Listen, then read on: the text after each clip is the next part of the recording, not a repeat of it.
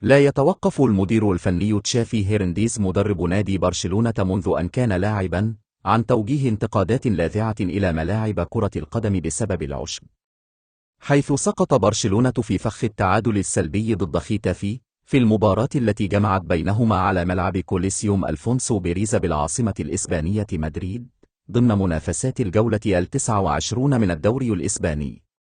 فبعد التعادل بدون أهداف، علق تشافي في تصريحاته بالمؤتمر الصحفي عقب المباراة قائلا: لقد حصلنا على نقطة من ملعب معقد فالعشب طويل وجف، وتضررنا كثيرا في استلام الكرة وتسليمها بين اللاعبين.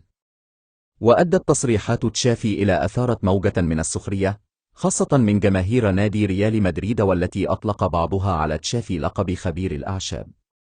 كما رد المدير الفني كيكي فلوريس مدرب ختافي على تصريحات تشافي في هذا الشأن بقوله: لقد لعبنا على عشب جميل، فعندما نذهب إلى الكامب نو فإنهم يجعلون العشب قصيرا وتتدحرج عليه الكرة بسرعة، لذا الكل يلعب في أفضل الظروف بالنسبة له. كما سخر من شكوى برشلونة من الشمس، حيث قال: يمكن استخدام نيفيا للوقاية من الشمس أو أي منتج.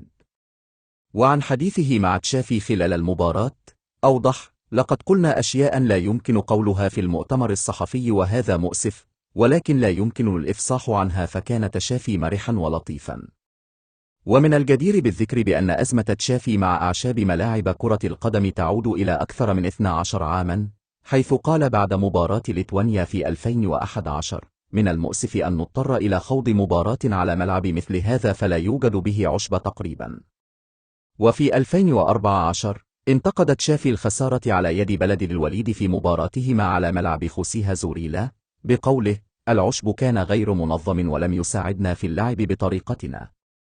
وطلب تشافي من الاتحاد الأوروبي لكرة القدم في 2014 بقص جزء من عشب ملعب فيسنتي كالديرون، والذي حدث بالفعل قبل مواجهة أتلتيكو مدريد في دوري أبطال أوروبا.